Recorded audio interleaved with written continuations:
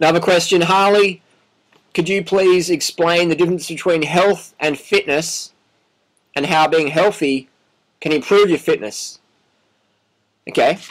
So the difference between health and fitness is I could, get a good sports doctor and pay him a bit of money and get some good drugs, so like some testosterone and maybe some EPO and, if I had a lot of money, like human growth hormone, and I could increase my fitness, a great deal. But as a result, my health would drop. So fitness is going up, my health's going down. That's why you see a lot of elite athletes with mental issues or cancer or heart disease later on. I've had 4 of my cycling friends die from heart attacks. 1, 2, 4.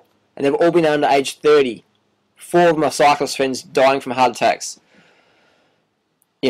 Really fit guys, great guys, but sadly that they've passed on. So, fitness and health, I'm going on more health than fitness, And at the same time, the healthier we are, the fitter we can be, relevant to ourselves. What do I mean? You're not going to be as fit as you could be if you're doing heaps of drugs. No way. People say, Harley, you could be like a raw vegan Tour de France winner, man. It's like, no way, man. It's like, you ain't winning the Tour de France if you ain't jacked up on the best drugs, man. No way. No way. And again, this doesn't mean people are bad if they take drugs. It's just reality. It's like you could get a wild bison versus a factory pharmaceutical up bull and do a strength test. And who's going to win? The bison that's been, the purest of the purest genetics, or the bull that's jacked up with testosterone? The bull. The bull is always going to outstrength the wild bison. It's the same. If you get a monkey, put it in the zoo and just, whack it up with hormones and stuff, it's going to rip its, forest-dwelling monkeys apart. That's just how it is. You get a natural athlete, the chemical athlete's always going to outperform them, relative to the same fitness. So I encourage people to focus on health and fitness. Don't just focus on one or the other. Just focus on both and just rise them both up there.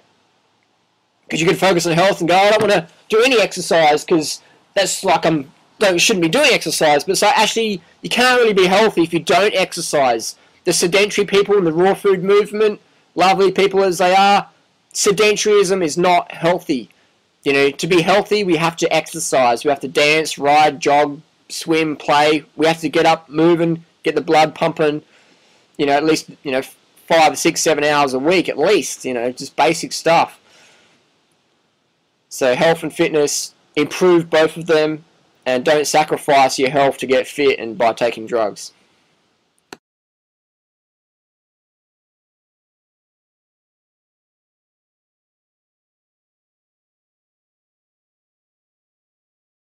Hello, question A with doing right. I'm just reading this off the screen.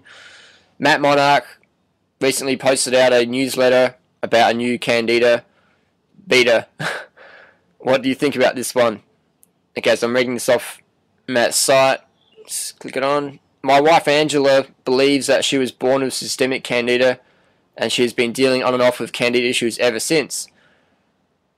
However, when she was morbidly obese at 300 pounds, she had so many interrelated health issues that she didn't even know which ailment or symptom was which. Over the years, Angela discovered how to eat and live in a way to mostly avoid painful candida flare-ups. However, from time to time, she would find that she's still dealing with uncomfortable outbreaks. And then Matt goes on about this new product he's got called Add Your Clarity. And all one has to do is scroll down to the recipes, and we've got, raw chocolate love cups and lots of fatty, sugary things, and when you mix fat and sugar together, you're going to have candida issues. Why? Because candida is natural in a normal human body. The only time we'll get rid of candida is when we are dead. Candida's role in the human body largely is to help regulate blood sugar issues if our blood sugar is too high. So when people eat a high-fat diet, which is very common on raw food, and then they have a little bit of sugar with that, be it from fruit or refined sugar like agave, the blood sugar is going to elevate because all the fat we've been eating from the nuts and the oil and meat or whatever people are eating, coats your insulin receptor sites, blood sugar goes up, candida gets called in to gobble up the excess blood sugar, bring it back down to normal levels. So we can take a supplement, product or whatever to treat the symptoms of a high-fat lifestyle, or we can lower our fat intake, up our carb intake, and blood sugar issues, poof, are gone. So that's my answer to that one. Yeah, Angela Stokes is right. You know, she's born of candida, just like everyone on the planet. And Angela's a lovely lady. She's got a good story to tell.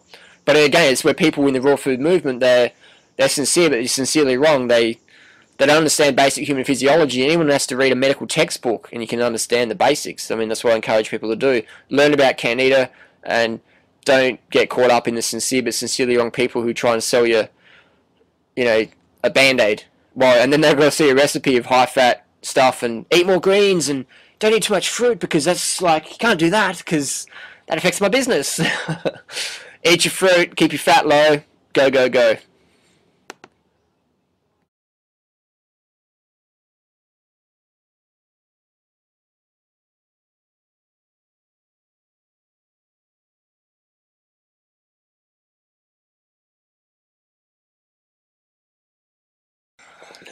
Question, what do you think about eating breakfast? I've heard it's best to wait until 12 midday strictly before eating any food of any sort. I notice that you eat large breakfasts and large lunches and lighter dinners. Why is this? And what is wrong with skipping breakfast? That's a good question. It's a very common question. And how can we answer that one? Let's start with, what's your goal? If your goal is high energy, if your goals, high energy means a slim, trim, fit body and a stable mind. That's my goal. So I eat a good breakfast, solid breakfast, 1,000, 2,000, 3,000 calories plus. A typical breakfast, say 10 bananas, that's 1,000 calories. 20 bananas, 2,000 calories. 30 bananas, 3,000 calories. I eat as much calories as I care for each meal. I eat breakfast very early in the day. Sometimes it's around sunrise. People go, you can't eat, that's too early. You can't do that because the yogini said this. Like, you can't do that because, I don't know, you just can't. It's like, I do a lot of bird watching, and when the sun comes up, actually there's a bird over there, the sun comes up, I've got my binoculars right here with me. He's got a grey striped thrush. Yeah, he's eating. He's eating.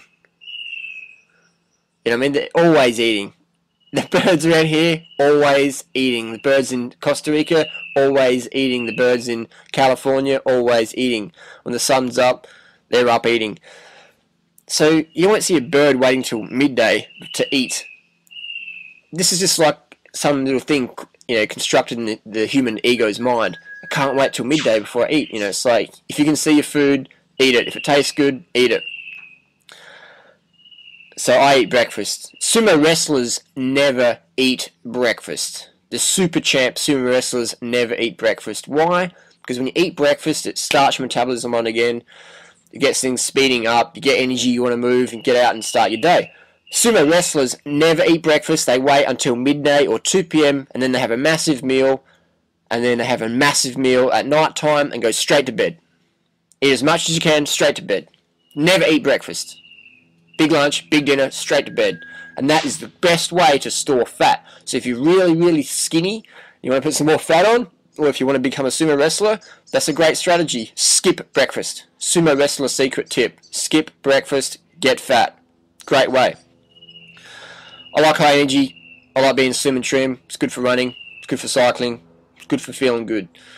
So I eat breakfast, big lunch, and a big dinner as well, or if I want to have a big dinner, make sure I eat it around before sundown, ideally.